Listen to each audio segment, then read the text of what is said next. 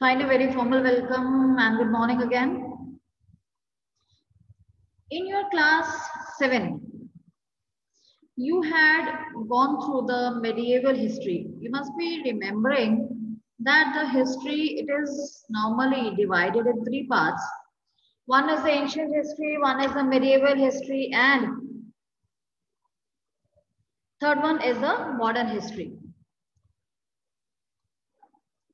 जो ancient history है, that you had already done in your class 6. Medieval history you had done in your class 7, and now in your class 8 you're going to cover the modern history, right? So in modern history we have just picked the chapter Trade to Territory. Here you will get some reference of the medieval history too. Medieval history कहाँ से कहाँ तक है? When the Mughals had, the Delhi Sultanate had started, till the Mughals, you can say, or you can say till the advent of or the arrival of the British in the country.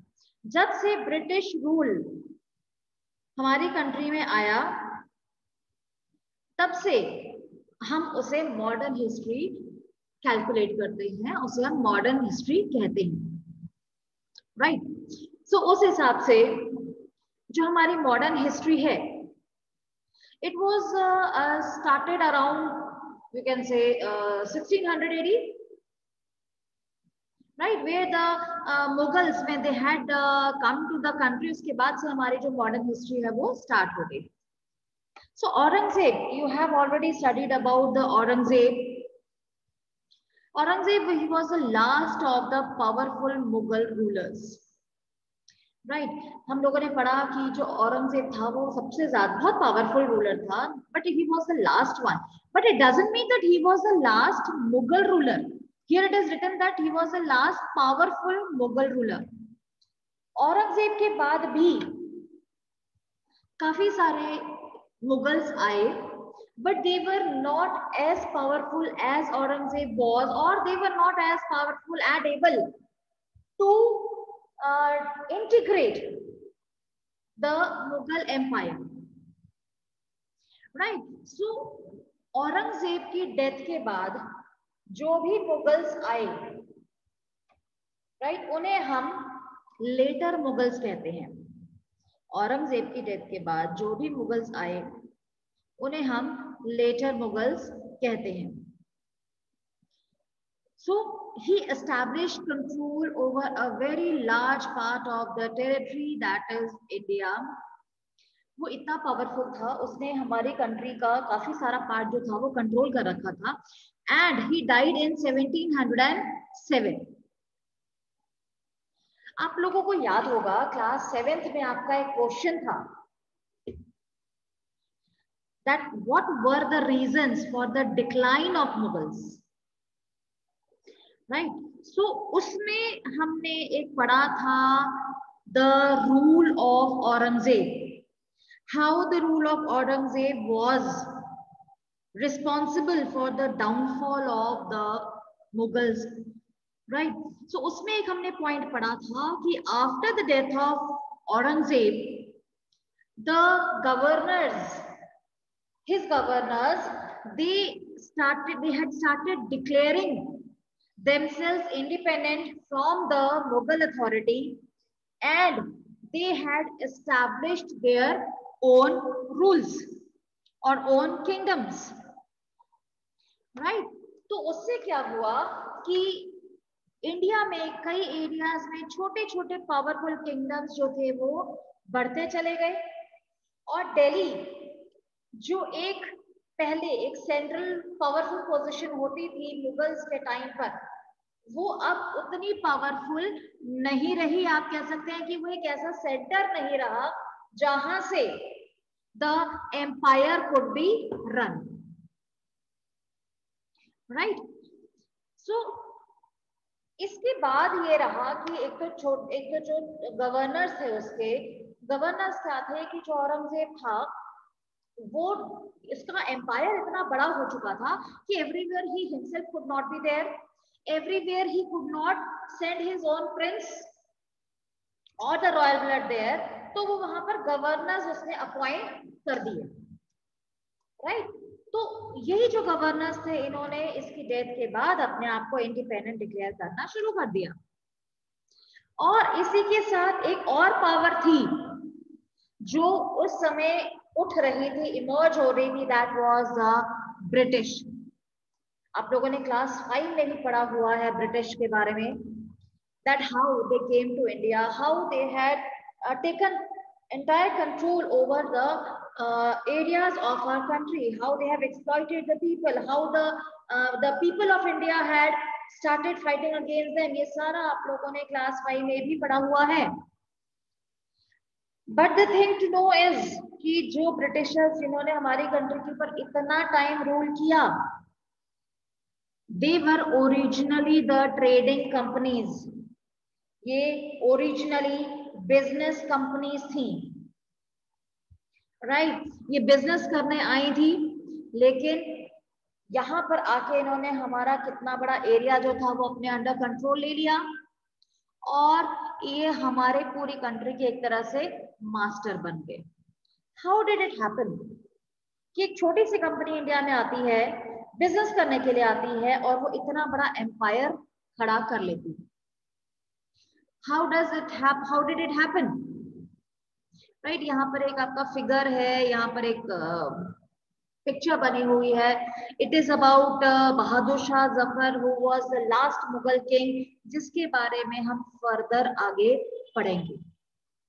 अभी फिलहाल हम देखेंगे कि how these Britishers were able to have control over the country। यहाँ इस map पे you can simply see that this route was followed by the British to come to the country। This is the British island, you can see here, और यहाँ से the route which was followed, ये जो मैंने आप लोगों को शायद बताया था पहले ही, आप लोगों को पता होगा कि जब पहले यूरोप से जब लोग इंडिया में आते थे या इंडिया के लोग यूरोप में जाते थे, तो this type of route was followed. See ये यहाँ, ये बॉम्बे, और अदरवाइज जब 1498 में जब इंडिया डिस्कवर हुआ था, तब इंडिया जो है, I mean this port was discovered. लेकिन जो ब्रिटिशर्स आए हैं, वो उन्होंने सबसे पहले उन्होंने अपनी जो आप कह सकते हैं कंपनी यहाँ पर सेटअप की, that was there in Gujarat, ये एरिया जो, राइट। सो इस रूट से वो इंडिया में आए।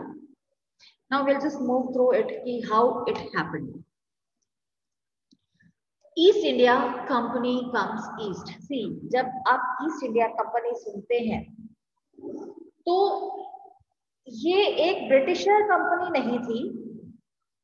उस समय क्या था कि से अगर हम लोकेशन वाइज भी देखें ना, तो इंडिया जो है ये इन कंट्रीज के यूरोप के ईस्ट में है, राइट।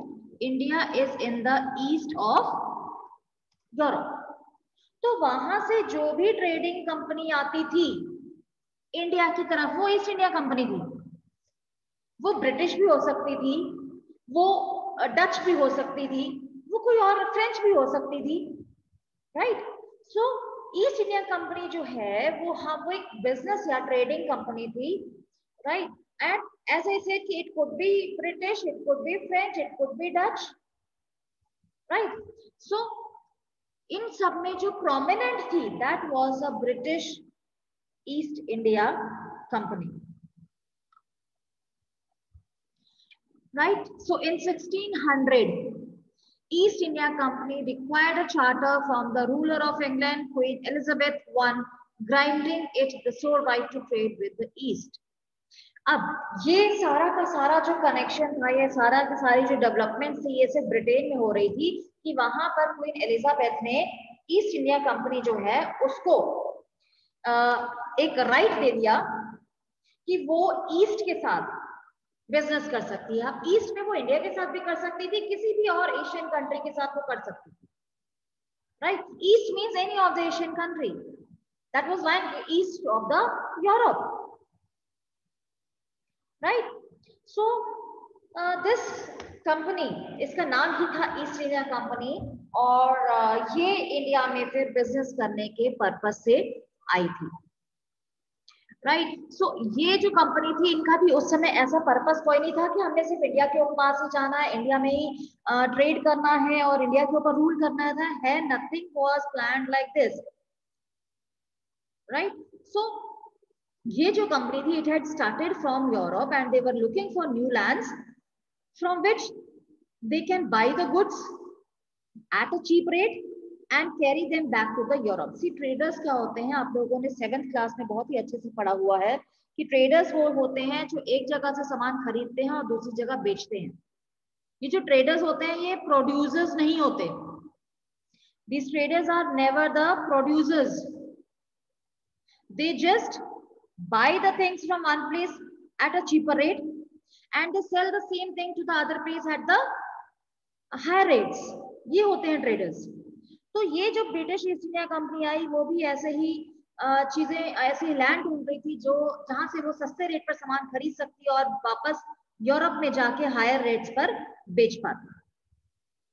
और ये जो कंपनी थी, ये अब अपनी मनमर्जी से बिजनेस कर सकती थी, क्योंकि उनको एक रूल, एक ऑर्डर मिल चुका था अपनी क्वीन से कि कोई भी और कंपनी जो है यहाँ इनके कंपटीशन में नहीं आएगी, they will be the only company, right. तो ये जो रॉयल एक ऑर्डर मिला था क्वीन एलिजाबेथ से, वो सिर्फ ब्रिटेन तक ही लिमिटेड था, राइट। बाकी जो कंट्रीज है वहां पर तो ये ऑर्डर लागू नहीं था, तो वहां के जो ट्रेडिंग कंपनीज थी, they had also started coming to India, right. So ये not only India but the eastern markets, right. So अब जब कितनी सारी यूरोपियन कंट्रीज जो थी, they had followed the same route, that crossing the south Africa, जिसे हम cap of good hope कहते हैं, और उसके बाद इंडियन ओशन में आकर यहाँ पर they had to have the business. So ये जो एक रूट था वो ऑलरेडी डिस्कवर हो चुका था 1498 में, which was discovered by Vasco D gamma. वो इसी रूट से इंडिया में आया था और इंडियन ओशन क्रॉस करके उसने वेस्टर्न कोस्ट जो था, कोचीन जिसे हम कहते हैं, वहां पर आके इसने अपना बिजनेस जो था वो स्टार्ट किया, राइट। तो ये रूट जो था अभी लोगों को पता लग चुका था, the people of Europe, they were knowing this route, that through this route they can reach the eastern countries. So पहले ब्रिटिशर्स आए, उसके बाद फ्रेंच ट्रेडिंग कंपनीज भी आ गई, उसके बाद धीरे धीरे डच ईस्ट इंडिया कंपनीज भी आ गई। I mean ample of companies from Europe had started coming to India. अब जब इतना कुछ हो जाता है, इतनी सारी कंपनीज जब मार्केट में आ जाती हैं, तो सबसे बड़ी दिक्कत क्या होती है कि उनके बीच में अपना सामान बेचने के लिए या खरीदने के लिए उनके में कंपटीशन होना शुरू हो जाता है, राइट। सो वो जो कंपटीशन होता है, this is normally not so healthy. आप लोग नोट करते होंगे, आप लोग इतनी तो एड्स देखते रहते हैं, तो उन एड्स में you must have noted down कि कई बार एक ही पर्टिकुलर चीज जो है उसकी एड आती है। से एक मैं वॉशिंग पाउडर की एग्जांपल आपको दे देती हूँ कि एक वॉशिंग पाउडर की एड आती है, राइट। वो एड क्या करेगी कि वो अपनी एड में कई बार शो करते हैं कि दूसरी कंपनी का जो प्रोडक्ट है वो अच्छा नहीं है, हमारा वाला परचेज करके देखो भाई, दीज आर द थिंग्स जिसमें क्या है कि जब कंपटीशन आ जाता है, सेम ही तरीके का बिजनेस होता है, तो everyone wants to gain more and more. तो उससे दो तीन चीजें हो सकती, या तो तुम अपने प्रोडक्ट की क्वालिटी इतनी बढ़ा लो, राइट, कि दूसरा आप ही का सामान परचेज कर रहा है, या अपनी जो अपने जो कंपटीशन में जो कॉम्पिटिटर है आपका, उसको गेम से बाहर निकाल दो, राइट। ये दो चीजें हो सकती है, या तो अपनी क्वालिटी इतनी अच्छी रखो कि आप जो भी चार्ज कर रहे हो लोग आपको खरीद रहे हैं, आपकी मार्केट इतनी अच्छी बनी है, नहीं तो अपने कॉम्पिटिटर को मार्केट से बाहर निकाल दो। ये एक बिजनेस टेक्टिक्स जो है ये हमेशा से ही रहेंगे। राइट. सो नाउ अब इन कंपनीज के साथ प्रॉब्लम क्या थी, that these all companies they were interested in buying the same things. अब इंडिया में आए हैं या ईस्ट में आए हैं तो चीजें भी तो सेम होंगी. क्या सेम चीजें थी? What they were interested in buying, right. You will underline these things कि इंडिया में थी फाइन क्वालिटी ऑफ कॉटन. ये आपको याद होगा, आपने पढ़ा है क्लास 7th में, right. Then pepper, cloves, cardamom, cinnamon. आज आपको मैं एक छोटी सी एक्टिविटी दे देती हूँ. घर में जाओगे ना, किचन में चले जाना आपने, और वहां पर जितने भी गरम मसाले पड़े हैं ना, you will ask your mom that what these masalas are called, right. वैसे यहाँ पे क्लोव्स जो होते हैं, सॉरी पेपर होता है, इसे हम हिंदी में कहते हैं काली मिर्च, राइट. क्लोव्स होते हैं लौंग. देन कार्डेमम, कार्डेमम इज इलायची, राइट. और सिनेमन होता है दालचीनी. ठीक है. तो अब आपने अपने किचन में जाना है और मम्मी से पूछना है कि कितने मसाले घर में पड़े हैं और उनको आप क्या बोलते हैं, क्योंकि आई एम श्योर कि आप में से किसी को भी मसालों का बहुत ज्यादा नहीं पता होगा. Any how, and you must be knowing कि ये जो मसाले होते हैं ना, ये इंडिया में ही ज्यादा मिलते हैं. वाई? क्योंकि इंडिया का जो वेदर है ना, क्लाइमेट जो है, that is very suitable for the growth of these you can say spices, right. Europe ठंडा है, लेकिन जैसा वार्म क्लाइमेट इन मसालों को चाहिए, स्पाइसेस को चाहिए, that is found in India. तो ये जो स्पाइसेस हैं, ये यूरोप में बहुत महंगे बिकते हैं. तो that's why these trading companies when they had come to India, so इनका मेन पर्पस था ये सारी चीजें यहाँ से सस्ते दामों पे खरीद लेनी and selling them at a higher rate in their own country, right. So because of these things, competition amongst the European companies pushed up the prices at which these things could be purchased. अब what happens कि किसी चीज की demand ज्यादा हो जाती है ना, तो उसके प्राइस बढ़ जाते हैं. किसी भी चीज की डिमांड अगर मार्केट में ज्यादा होगी तो उसके प्राइस हमेशा बढ़ जाएंगे. ये एक इकोनॉमिक्स का बड़ा ही कॉमन लॉ है, right. If the demand of a product is increased, then it tends to increase the price of that product. And if the supply of the product increase in the market and the demand of that product decreases, it leads to reduction in the prices. तो जहां पर जब ये ऐसी competition थी, right, सो ऐसी जो competition थी तो उसमें क्या हुआ कि इंडियन जो मर्चेंट्स हैं, उनको पता था कि सारे यूरोपियंस एक चीज खरीद रहे हैं, उन्होंने अपनी चीजों के दाम बढ़ा दिए. उससे क्या हुआ कि जो यूरोपियंस थे उनको प्रॉफिट कम होने लगा. नवरोज बेटा, I will just give you some time, right, and we will discuss these points again, right. I will be reverting back to you. Fine. So उससे क्या हुआ कि उन्होंने रेट बढ़ा दिए और इस रेट से क्या हुआ कि जो कंपनीज थी उनको प्रॉफिट कम होने लगा, राइट. अब ट्रेडिंग कंपनीज के पास एक ही चारा रह गया था कि अगर इनको प्रॉफिट बढ़ाना है तो अपनी जो कंपटीटर्स हैं उनको, अपने राइवल्स को मार्केट से पूरी तरह हटा देना. तो इस मोटिव के साथ, just to have more and more profit, there was a battle, a fierce battle among these trading companies, right. और इतनी ज्यादा उनके बीच में ये दुश्मनी बढ़ चुकी थी कि what they had started doing कि इनके शिप्स आते थे, शिप्स को डुबा देते थे ये लोग, और उनके रूट जो थे उनको ब्लॉक कर देते थे, और they prevented rival ships from moving with supplies of goods. और अब जो बिजनेस था उसमें यू कैन से हथियार यूज करने शुरू कर दिए, वेपन्स यूज करने शुरू कर दिए, और एक दूसरे के ऊपर अटैक करना शुरू कर दिया. और अपने आप को बचाने के लिए, अपने सामान को बचाने के लिए they had started fortifications. Fortifications means छोटे छोटे से आप कह सकते हैं गोडाउन्स बनाने शुरू कर दिए और उसमें अपना सामान रखना शुरू कर दिया. धीरे धीरे वहां पर अपने ऑफिशियल रखने लग गए कि भाई हमारा सामान कोई ना उठा के ले जाए. और ये शुरुआत थी इन ईस्ट इंडिया कंपनीज की हमारे कंट्री में अपना एक कैसे अपने आप को स्प्रेड करने की, हमारे टेरिटरीज को कंट्रोल करने के लिए, right. So rest we will be doing tomorrow, that how East India Company they began to trade in our country.